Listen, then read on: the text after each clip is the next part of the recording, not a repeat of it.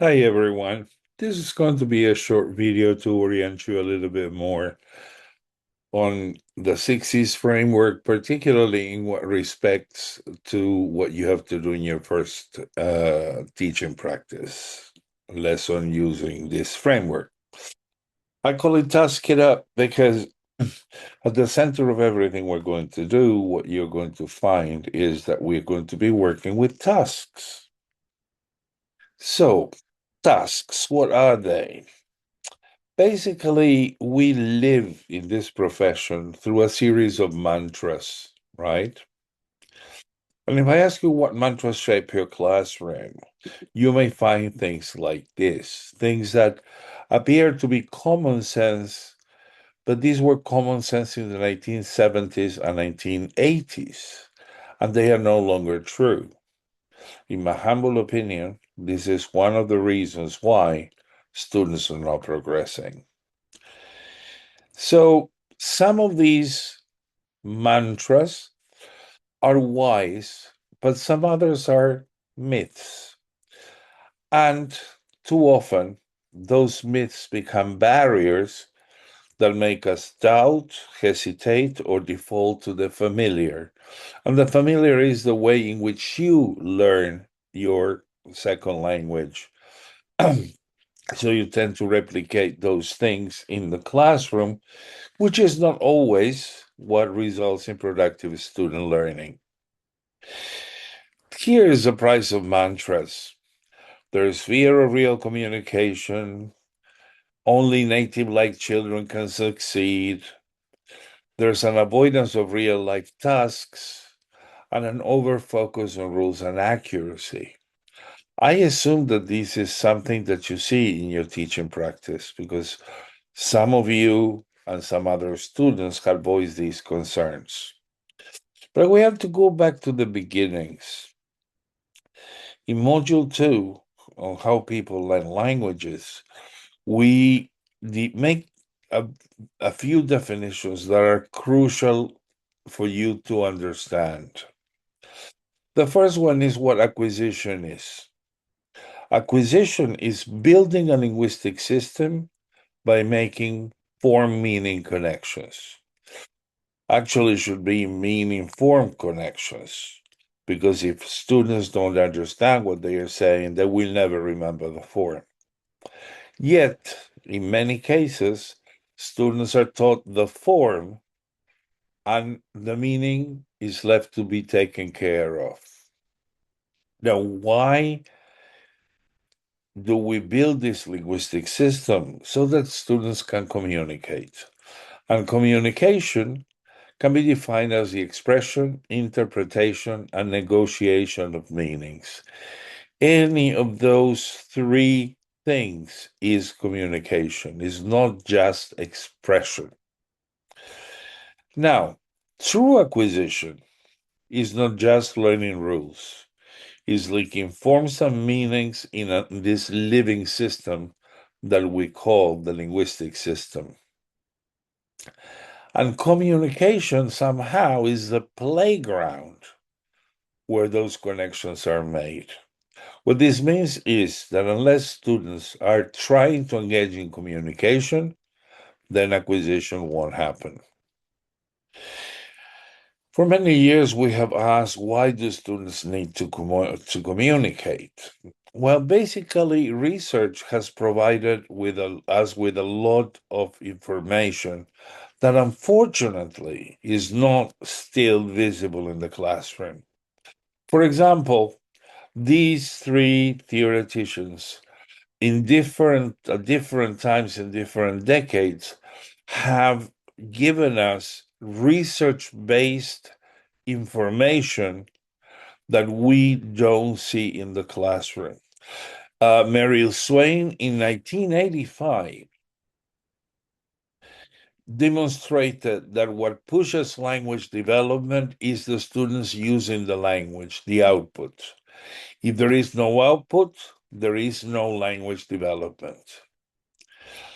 Long in 1996, building on the ideas of Merrill Swain, proved that the negotiation of meaning leads to deeper learning.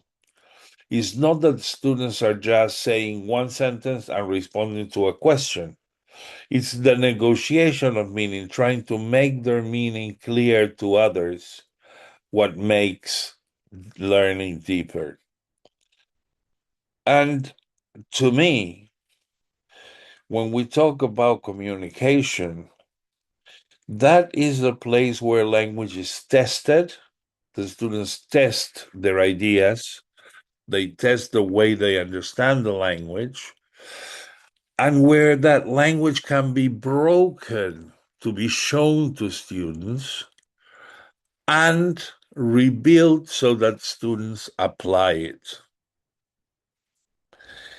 So by this time, one cautious certainty that we have is that research shows that communication is the engine of acquisition.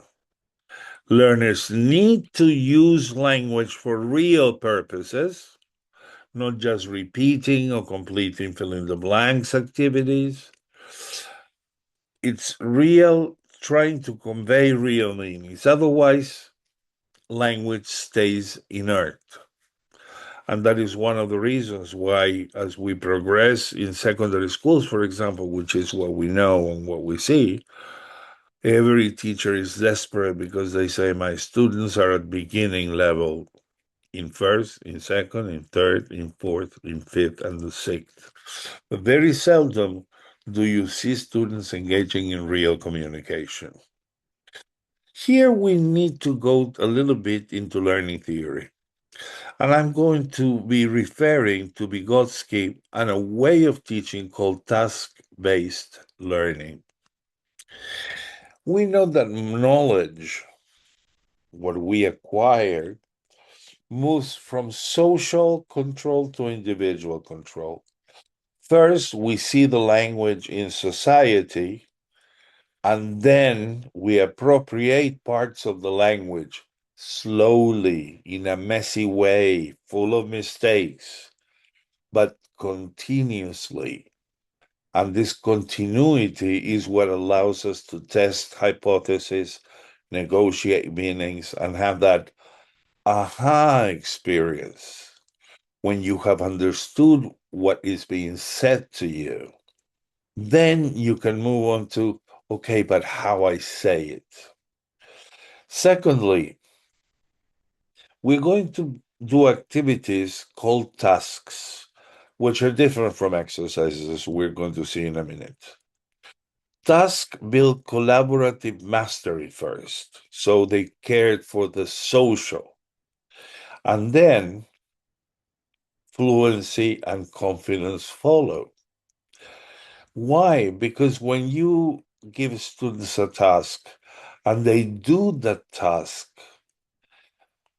with their, let's say, broken English, or as we can say, with their own idiolects, ways of using English, they work collaboratively to make meaning across from one another, and that leads to fluency and confidence.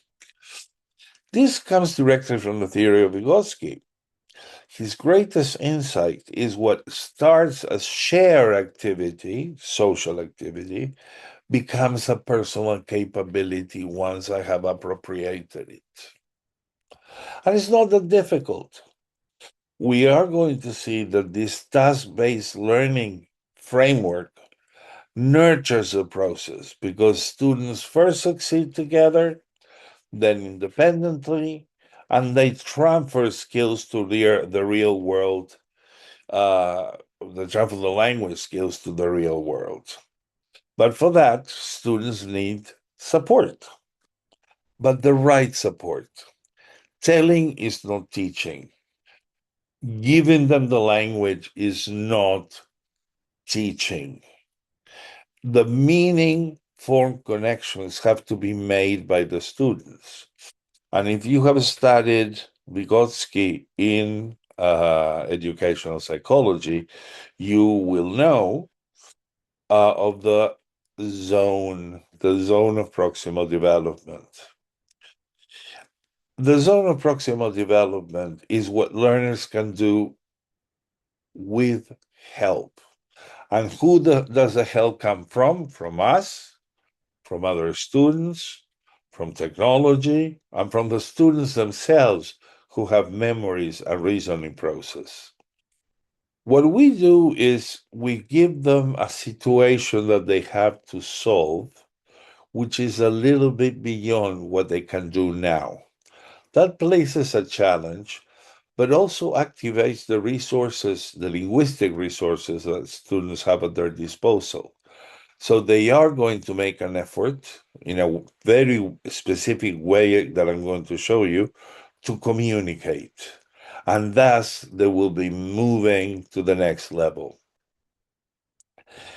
Both the teachers and the peers are key supports. The peers, because they act as comprehension checks. If what I say cannot be understood by anybody in my group or in my pair, then I will have to reformulate what I'm saying to become clearer. And the teacher can intervene and provide linguistic resources when she sees that the student has reached a point where he or she no longer can act alone. So we can say very confidently that task based learning tasks open up the learner's zone of proximal development.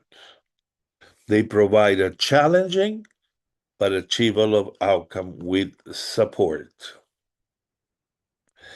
And there is where teachers and peers scaffold learning or mediate learning, just as Vygotsky described. So, what is a task? What is an exercise? And here we're going into terminology that, as a language teacher, you must know. And you must know the difference very clearly, right? Because the way you conceptualize what you do in the classroom somehow dictates the effectiveness it's going to have. This is my own definition of a task: a language learning activity in which students use any language at their disposal. And mind you, I'm also talking, when I say any language, I may mean even language one. They use any language at their disposal to achieve a concrete communicative outcome. That is to say, to create a project, to draw a map, to draw a poster, to have a dialogue, to create a podcast, to give a PowerPoint presentation. I'm not talking about a linguistic outcome like correcting sentences that are wrong or filling in the blanks with the right form of the verbs in brackets or ordering the words to form a sentence or completing complete sentences. Those are not communicative outcomes. They are grammatical outcomes. And how do they do it? Well, by engaging in this activity that poses for them at least one of three gaps: information gap, reasoning gap, or opinion gap. So basically, task in tasks, meaning is primary, and language is a resource.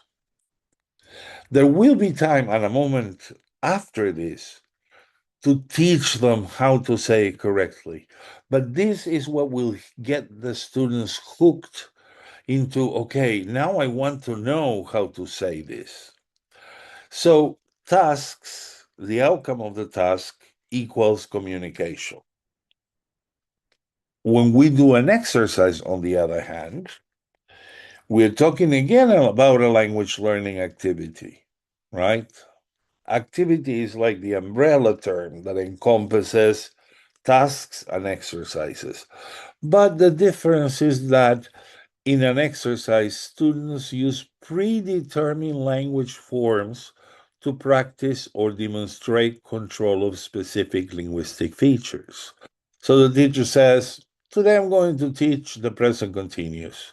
And she builds the lesson around exercises that forces students to use the present continuous. That is not what happens in real life. So the result, Here is accurate production. Yeah, you have people saying sentences in the present continuous, which might be grammatically correct, but there's no communication. There's no communicative outcome. So in exercises, language is primary, and communication is either secondary or at least it is restricted, constrained. So, what is the outcome of an exercise? Language practice. And this does have a place in the class. So, I have a little activity here, which is to show you whether this is a task or an exercise. As you can see, here the students are given this example, and they have to say they work in pairs, asking and answering questions. Do you wash the dishes every day? Yes, I wash them every day. And then they had to ask and answer with a peer. Do you sweep the floor every day? Yes, I sweep it every day. Do you do laundry every day? Yes, I do it every day. So you see, this is a drill, a repetition exercise oriented at producing object pronouns, which is very well if you have already engaged students in a communication activity and you have noticed that they need these object pronouns in order to communicate. But this same activity can be done in a completely different way that is congruent with the theories of language acquisition that we have been discussing so far. Look at this. Students work individually first, and they indicate on a scale from 1 to 5 how much they like or dislike the following chores. They have the Klein, the scale. 1 means please don't make me do it, and 5 is I'll do that. And then you have exactly the same chores that appear in the grammatical exercise. But now each student is going to tick the ones that they feel comfortable doing.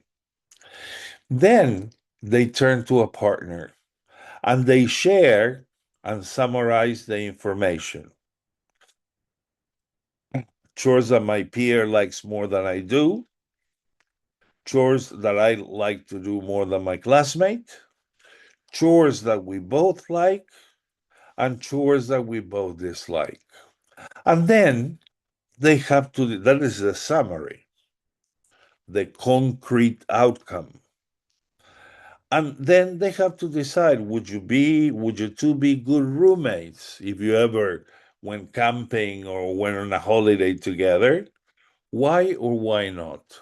This is an activity adapted from the work of Henshaw and Hawkins 2022. So you may be wondering, okay, but what's different in activity two? Look at all these things. Activity two is interactive. The other one is just repetition, but does not mean it is interactive because there is no two-way communication. There is two-way exchange of ideas from clues. Activity two has at least one gap: information, opinion, or reasoning. Activity two focuses on getting the meaning across. Students have to talk and negotiate meaning. Activity two allows students to learn about themselves and others and conveys information or content. One of the key questions is, what are students doing with the language, the information, or the content that you provide them with? If they are just manipulating it, it's grammar teaching, not communication. Now, of course, because students convey information or content, they do something with that information or content. And that is the product we were talking about before. This allows for something that you need to do in order to see. This allows language to emerge. Students will take risks. They will say things that may be to your ears as a fluent single language speaker, these things students say may sound wrong, but remember, they are in the process of learning. They are beginners. They are expected to make mistakes. If they didn't make mistakes and they knew everything, they wouldn't be beginners. So, what happens with this emergent language is that it's spontaneous. It is personal because each student has a different version, and it is unrehearsed, right? We don't say, now practice what you're going to say. Then, because of all this language is truly communicative.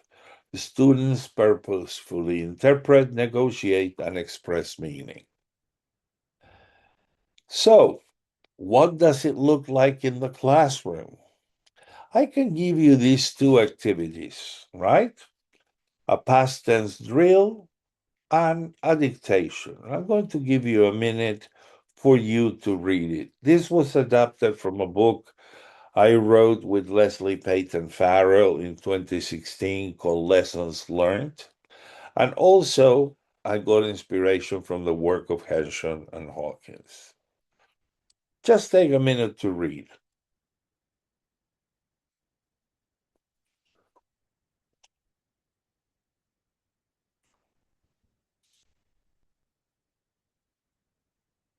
As you can see, these are two exercises. There is no context. There is no way in which students actually use the language to achieve a concrete outcome, to bridge a gap, right? They just do what the teacher tells them to do. And mind you, both like repetition and substitution, like a drill, and dictation have a place in language teaching today. They are not outdated practices. Here is how you can transform these activities into tasks. Look at how the past tense drill has been modified. Very similar to the other activity we saw today.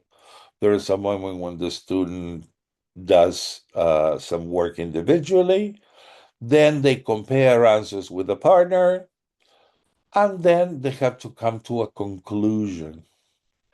In doing so, they are expressing meanings, they are interpreting meaning, and they are negotiating meaning. With the dictation, well, that's a little bit more complicated, but loads of fun and interaction. And let me tell you that if you do dictations in this way, students are going to love them. The teacher dictates a short text about himself or herself. Like, for example, my name is Gabriel and I'm 62 years old. The students listen and write down what the teacher says, but instead of using the teacher's information, they change the information to make the paragraph to about themselves. So we can say, my name is Pedro and I'm 13 years old. Then they share their paragraph that has been dictated by the teacher with a partner, and they have to find four things that they have in common. Then you put students in groups of four and challenge them to create a list of similarities that they all share.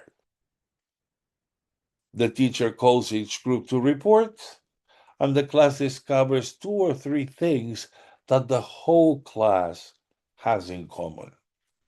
As you can see, this second version is much more interactive. It engages the students. Students are actively learning. So, how do we do it? When we talk about task-based learning, traditionally, we talk about three moments: a pre-task phase, a task cycle, which is not a phase, it's a cycle, and then we talk about what has been called focus on form, practice, and new communication. What do we do in the pre-task? We activate background knowledge. And we haven't discussed Hattie, but Hattie is a researcher who has been able to establish through going over 3 million examples of teaching research, he has been able to calculate the impact, or in other words, the effect size of different things that we teachers do in the classroom. And he says a normal intervention by a teacher, like for example, drawing a semantic map on the board, has an effect size or impact on students' learning of 0.40. And that is the cutoff point, right? Most of the things that we do, we the effect size is 0.40. Anything that goes beyond 0.40 can be considered to speed up learning, to help learnings learn better. Now, activating background knowledge, as you can see, has an effect size of 0.93, more than twice the normal intervention. When we start with what students already know, that is to say, their prior knowledge, what we are doing is helping them connect what they already do well and know to what we are going to teach. That is why tasks become meaningful and not mysterious. I'm going to give you an example of a real class done in Uruguay in a second year, right? Around the topic, guess who's coming to dinner? This was a sequence. How did the teacher activate the background knowledge of the students and engage them? With this very simple activity. Notice that we are not teaching grammar here. We're not teaching simple present, past continuous. We're teaching something called a function. And what is a function? Things that we do with the language. The function here is making suggestions and making decisions. This is again a second year, right? The pre-task, the teacher brought in relevant vocabulary because it's all about preparing a dinner party. And she gave the students in groups time to classify the words under each of the headings. Of course, most of the words students knew. This is the second year, like, ice cream, carrot, beef, black beans, all those words they should know from first grade, from seventh grade, let's say. This is an eighth grade. But if they don't know, the teacher encouraged them to look for the words in a dictionary and to complete this. Then the teacher checks the activity by having different groups read their list of meats, or another group the list of vegetables, another one that read the one for roots, etc., etc. And in this way, the students have to listen to one another to check that their lists are correct, and the teacher may provide correction as well. What does this do? This prepares students for what they're going to do next. In other words, we are orienting the students to the tasks they will have to do. So we are providing a scaffold. And notice the scaffold is provided by the teacher who can explain, or by the peers who can also help. Task preparation means familiarizing, modeling, and clarifying. One important thing is the words that appear in the pre-task. Students need to be able to say them correctly. It's not enough that they read kale as kale. No, that's wrong. So there will be repetition until the students can say the words. All these things are scaffoldings. And look at the effect size of a scaffolding, 0.82, twice the effect size of any normal intervention. What we do is to show and guide before the students do. So scaffolding helps everyone succeed, not just the strongest students. And here is the task that we gave the students, that the teacher gave the students. I say we because this comes from a book that I wrote in 2020 called Topics into Tasks that was published by Express Publishing in Greece. You're organizing a dinner party, you have to create two appetizers, two entrees, and two desserts so that everybody who comes to the party will have something to eat and have a good time. But each of the classmates, each of the guests has different eating considerations. One of them is an ovo-lacto vegetarian, another is a vegan, another a pescatarian, another one is a lacto vegetarian, another one is a vegan, and a flexitarian. How about all those characteristics? They have all the list of ingredients for possible meals. And one thing that I have to thank the teacher who taught this lesson is that she recorded a group doing the task. And I'm going to show you what they said. We transcribed a little piece of the task. Here is the dialogue. And I want you to read it. Whatever is in blue are words in English. Whatever is in red are words in Spanish. As you can see, we are respecting the fact that students use any language at their disposal to create meaning and achieve a truly communicative outcome. I'm giving you some time to read.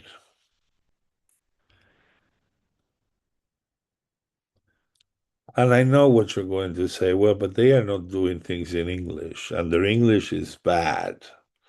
And basically, what they are doing is a name and naming foods, but there is no natural interaction. Of course, not. They are beginners, and beginners work in this way. But you cannot deny that the focus at all times is not on grammar, it's a meaning. Then, after the students did this task, look how short the time was, right? They are given time to plan and rehearse how they are going to communicate to the rest of the class. So this planning moment is crucial and is where the magic happens because students are going to speak to the rest of the class, so they're going to rehearse, they are going to get feedback, and they are going to clarify before the public report.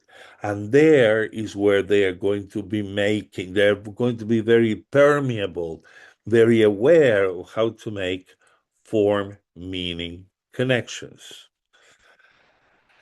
Planning then is not a filler. It's not something like, okay, I have 5 extra minutes. I'm going to get them to plan what to say before they report. It is at this stage that students push their language to the next level before sharing with a group. We give them guidelines for the planning and for the reporting. And here are examples of how students in one group presented to the rest of the class. Now, if you remember the language that we are after here, the functional language, is making suggestions and decisions. Here we don't have the language. But if you look at the dialogue, they tried. So every group has three people presenting their menus. Now, you have to give other groups who are not presenting, well, this group is presenting, a reason to listen, right? Because if you don't give them a reason to listen, the class is going to be chaos, right? So one of the things is listen carefully to the other groups and identify 3 foods that you included in your own menu. Again, the language is kind of broken, but you cannot deny that there is an intention to get more order in the language from, if we compare it to the dialogue, and more communication coming up. After this, after every group has presented, the idea is to raise their awareness so that they can notice things. They can begin to experience that, that is how you say it. Because so far the emphasis has been entirely on meaning.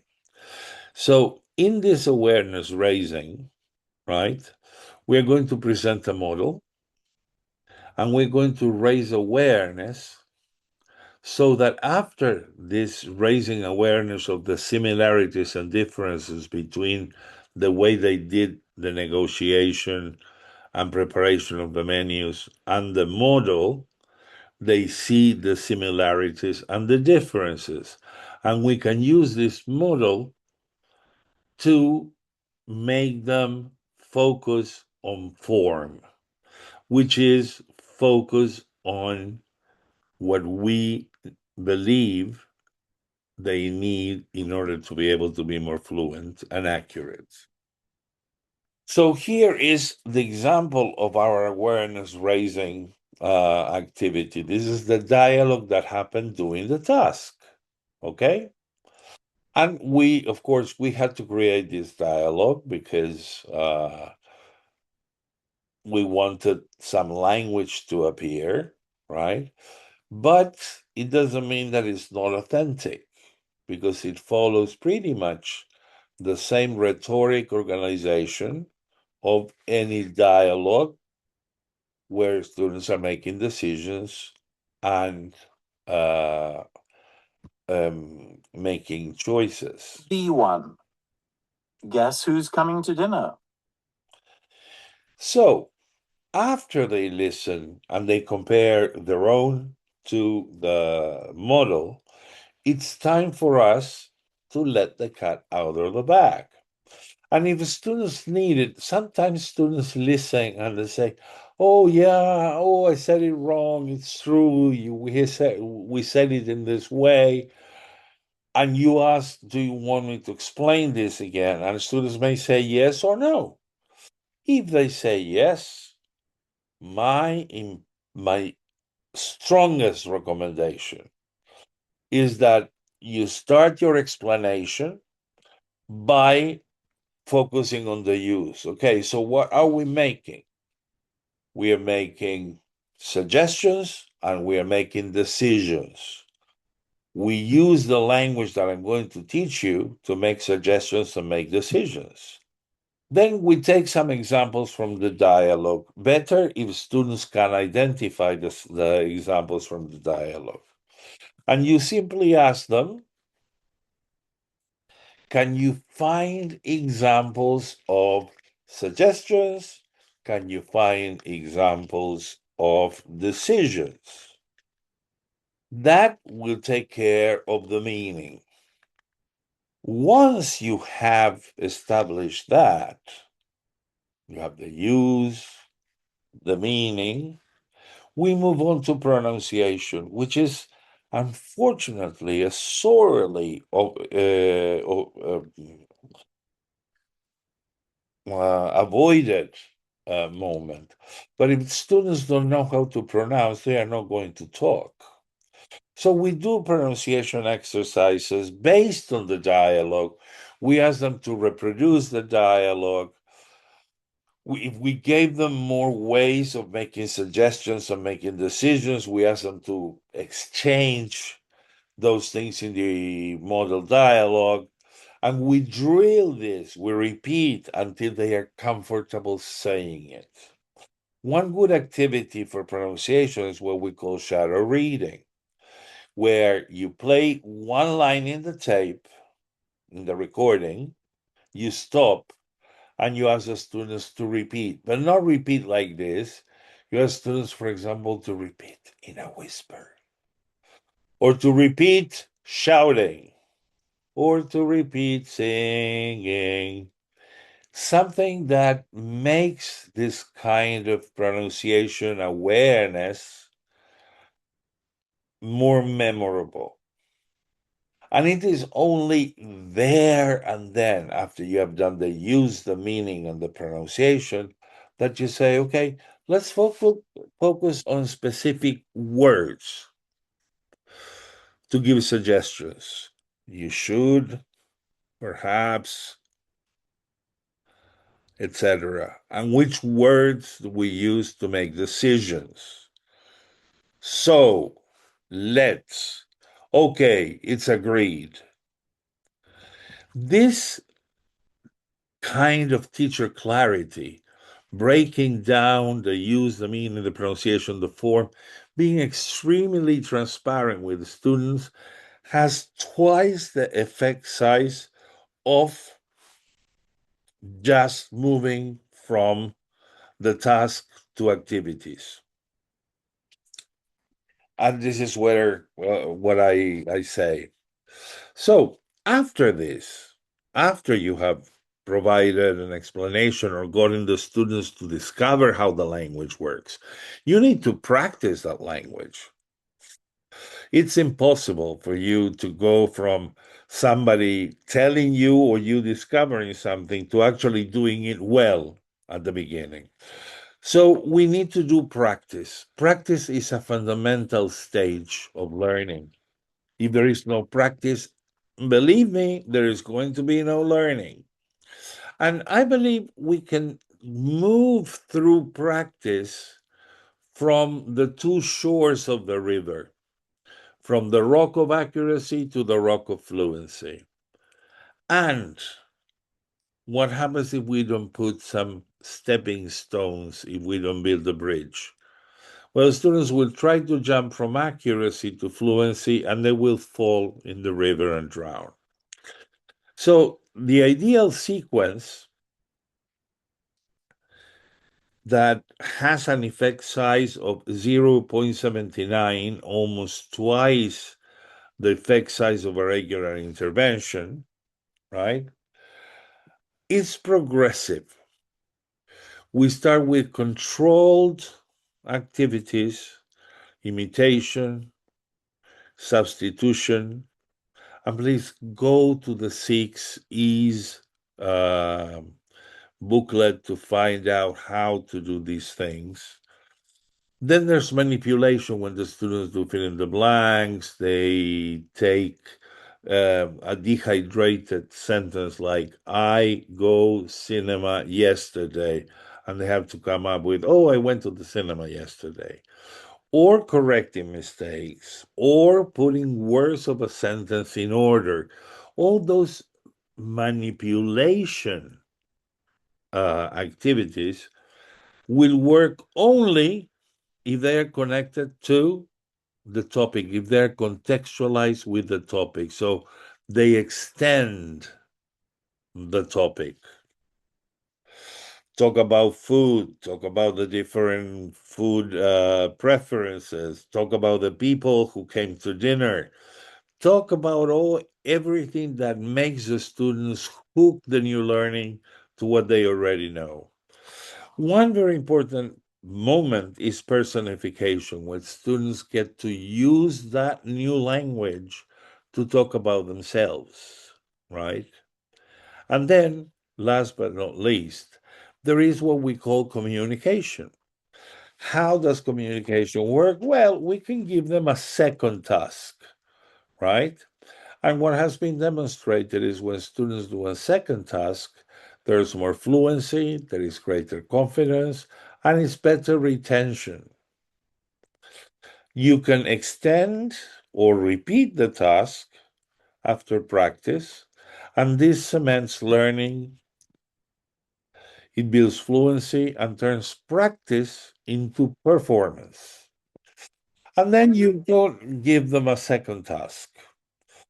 Here's the second task. You can choose to do a similar task in the same groups, Or you could ask them to do the same task but with different classmates, right?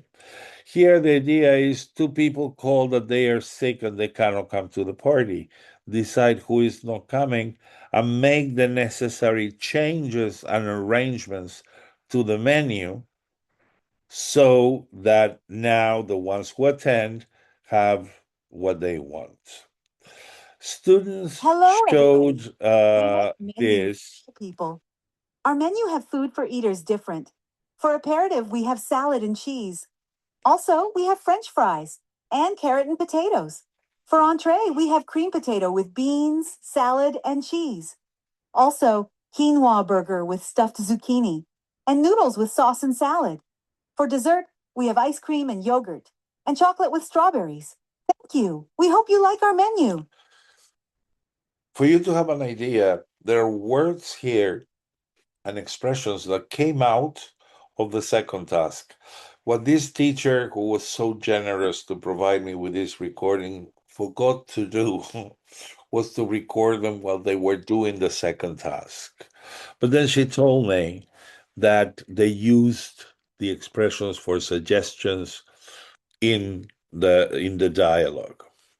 Now, very quickly, let's put some system to this. Task. What kind of tasks? What can you ask students to do? Well, Jane Willis recommends 6 kinds of tasks: listening tasks, projects and creative tasks, sharing personal experiences, problem solving. Actually, the task that students did was a problem solving, right? Comparing and contrasting, and ordering and sorting. And you can see all the things that you can do with this task. But where do we start? For a task to work, we need a topic from the syllabus, or one that students are certain to like because they might have to deal with it in real life. It's always good to ask the students what topic they would like to deal with in class. From the topic, you are going to decide, based on the syllabus, what tasks students should be able to learn. And be modest, because remember that this is an incremental process, right? And last but not least, leave the language for the end and teach the language whenever students need to have it taught.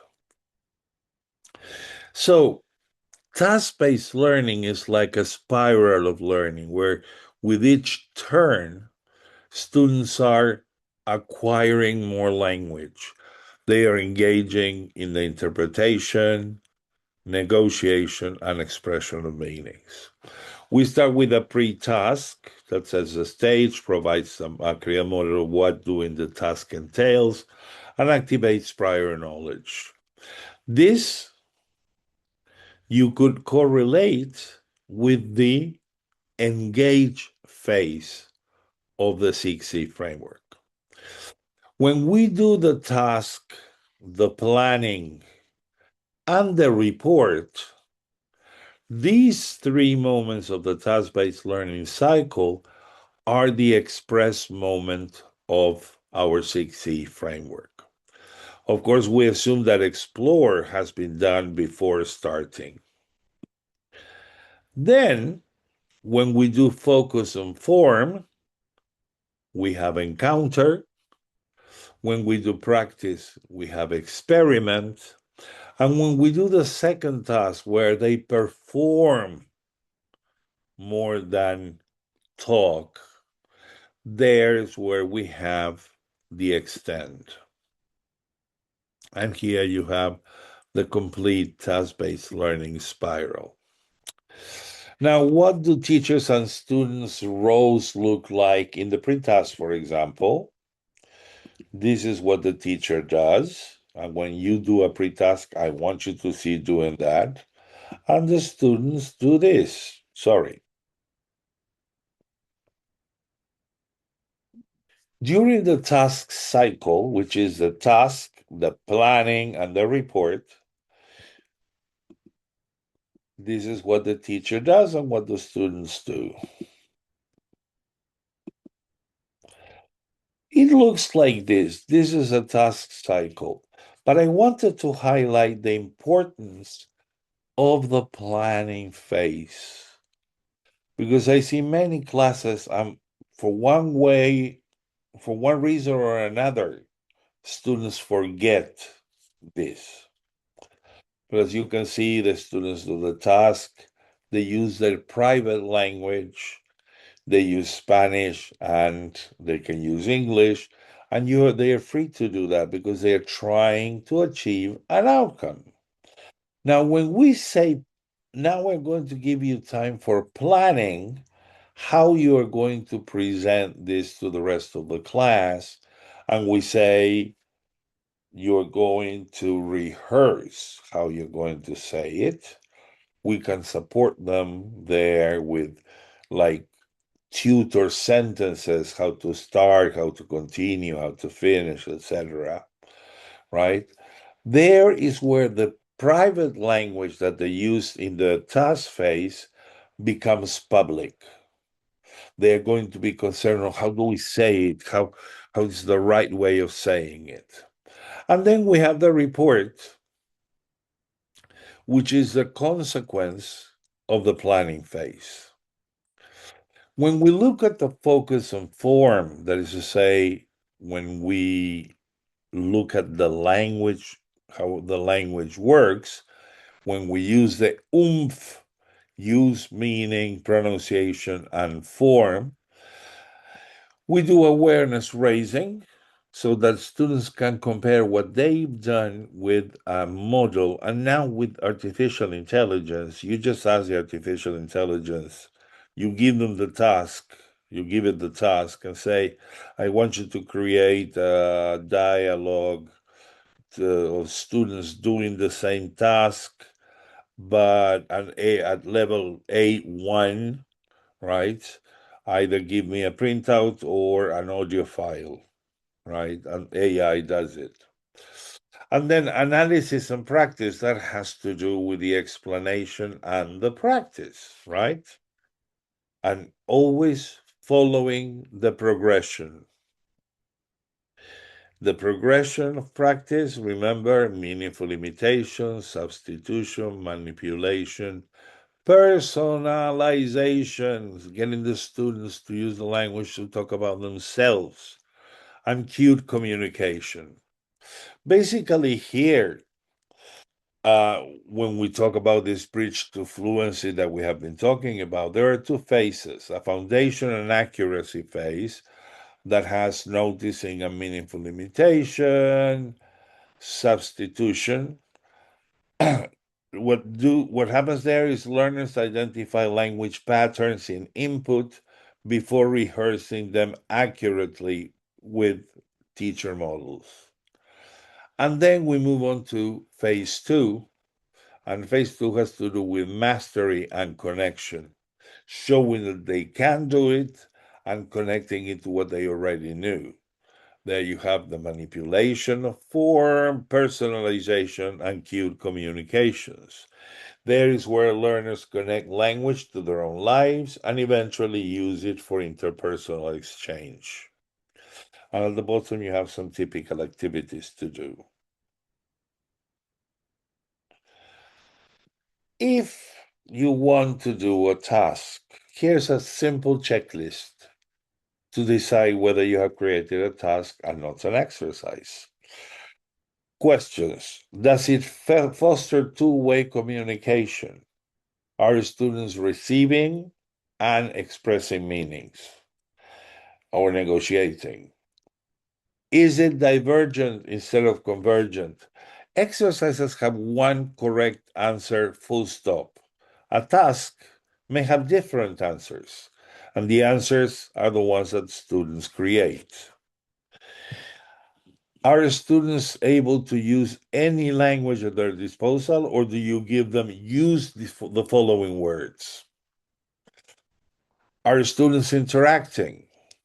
And it's not just repeating a question and the other one answering the question they have already memorized. Is the students actually interacting? Are students bridging a gap? Information, at least one gap. It could be more than one. Is there a concrete outcome? And is that outcome communicative, not grammatical? And here are some reasons why TBL makes sense, right? It builds real communication skills. It bridges the classroom and real life, which a traditional grammar class doesn't. We don't go about life telling people, give me 5 sentences in the present continuous. It respects prior knowledge. It scaffolds for all, not just for the ones who know English. It promotes fluency and accuracy. Both are important. It prevents fossilization, that is, the perpetuation of wrong ideas about language and wrong ungrammatical things. It's supported by research.